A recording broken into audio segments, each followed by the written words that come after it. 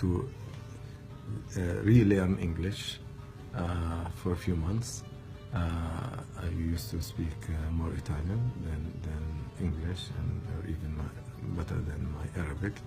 And I'm glad that the first moment in Minneapolis, like the following day, I was just walking in the street, just trying to explore, because at one point we had, by the way, electricity after several years in the camp, and we got like a TV set. There was only one TV set in the entire camp, so you can imagine how many people just go and watch this box, and eventually, like a couple of years before I traveled, I left Jordan, my family got electricity and they got a TV. So I would watch American movies, and also I see all the time tall buildings. When I landed in Minneapolis, I did not see tall buildings. I saw like townhouses.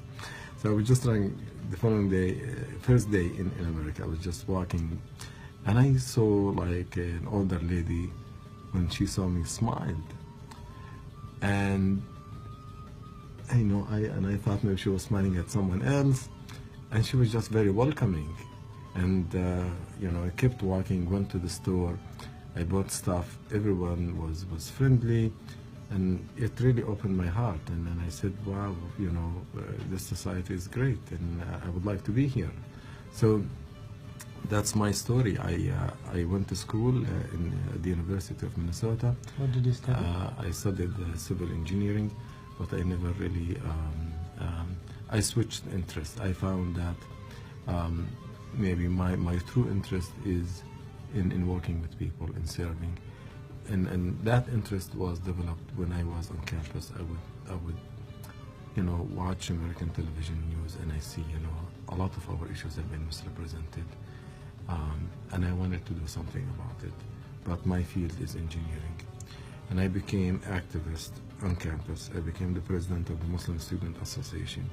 I became the president of the General Union of Palestinian Students, another group. I was the president of two organizations at the same time. I wanted to do something.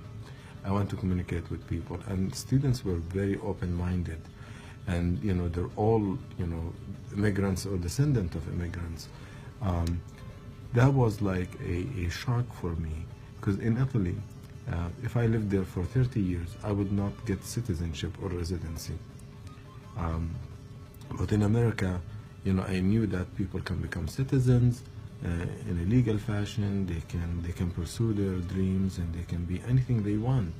So I believed in that dream when I landed in the U.S., and I started how people interact and how welcoming and open it is. And I wanted really to do something, especially about what I saw, the openness, but also the ignorance about Islam.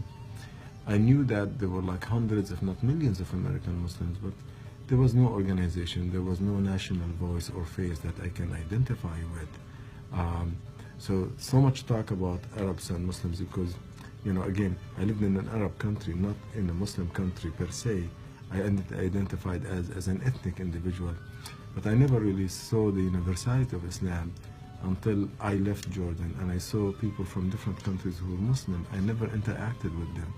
I started to discover, the greatness of my faith that I read about. I started to see people from other nationalities who happen to be Muslim. So in the United States, the MSA, Muslim Student Association, was an eye-opener for me, because in my committee there was a Malaysian, African American, white American, North African, other Arabs, Pakistanis, Indians. I saw the world with me on campus. I saw the Muslim world, and I enjoyed it so much.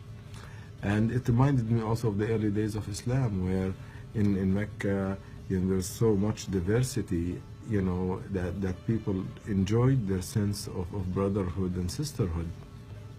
So that really started to shape very strongly my identity and love to my religion and love to America. I met my wife, who happened also to be a Muslim, convert to Islam, and I started to be more active. At the campus?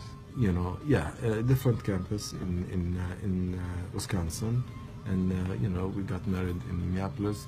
We were blessed with, the first child, and I started to feel at home. I became a U.S. citizen. That was probably one of the most important days in my life, when I took the oath of citizenship.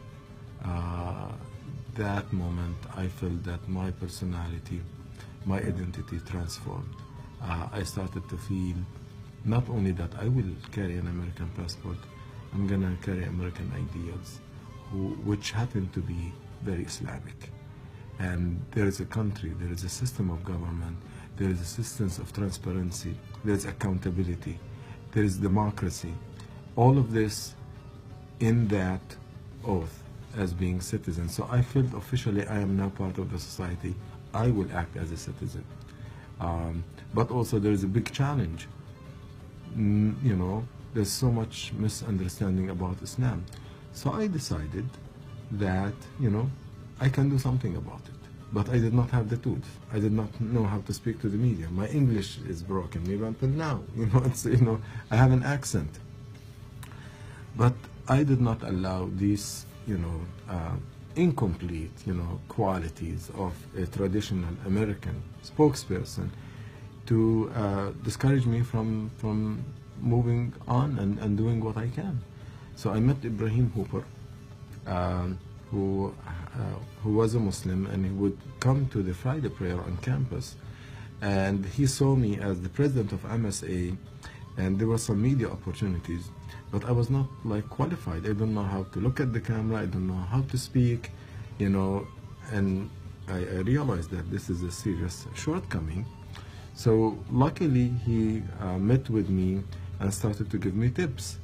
And I took it further. I said, you know what, not only me who need this advice, why don't you do a seminar for us? Can you show us? For the whole MSA, for the leadership. So we went to an African American mosque where we used to meet on regular basis, and Ibrahim Hooper conducted a seminar, workshop on how to deal with the media. That was an eye-opening for me. It changed my view about the media. It just told me, open your eyes, don't complain, you have a huge opportunity. And believe it or not, within few months, I learned these tactics and techniques, and I started to see that, my interviews make sense. I know how to use sound bites. I don't give long answers, short answers. I have talking points, and I know I have to be focused. And definitely, I want to communicate who I am and what my community is. Over 2-3 years, I started to feel that the perception of Muslims in that local media was very positive. I started to know the reporters on first name basis. I would call them, they will call me, and there's trust. They know that I'm a good source for them, and I'm responsible. I don't exaggerate, I'm not emotional. I can describe my feelings or the feelings of the community. I can invite them to an event, and they will come and cover it. It doesn't have to be negative. For example, we will do a festival, and we bring the media.